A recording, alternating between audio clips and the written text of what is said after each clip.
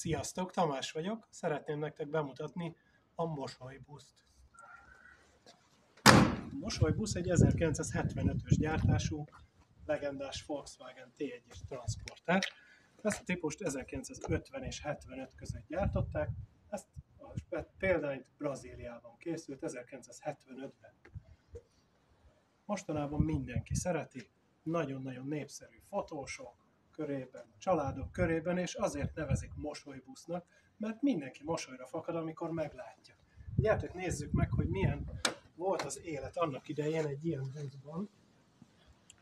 Elő 3-an férnek el, kicsit szűk a hely, de ez összehozza az embereket. Kivitás pártai, szervókormány nincs. Nyitjuk a legendás szekrényajtókat.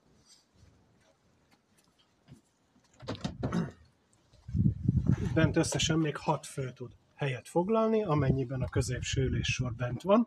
Ez néhány mozdulattal kivehető, és akkor hatalmas nagy hely van, ami jól jön fotózáskor, de akár egy nagy szoknyájú mennyasszony is elfér kényelmesen az autóban. Természetesen nagyon szép világos szőnyeget terítünk ilyenkor le.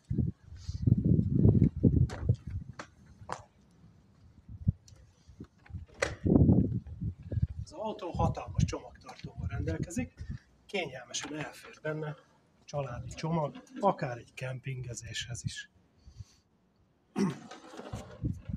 Motorja a legendás Bogárnak a motorjával megegyezik. Ez egy 4 hengeres léghűtéses boxer motor az autó hátuljában, úgy, ahogy az első 3 transporter generációnál ez volt. Ez a motor az 1500 köbcentis, 44 lóerős, papíron még 100-zal is lehetne vele menni, de kényelmesen 70-nel lehet vele utazni. Gyertek, indítsuk be, és menjünk!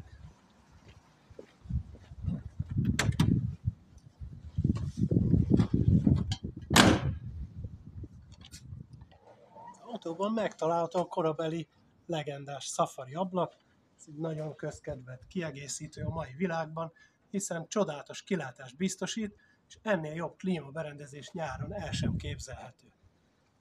A mosolybuszt ki tudod bérelni, akár esküvőre, családi fotózásra, születésnapra vagy élményvezetésre, és akkor megyek is hozzád.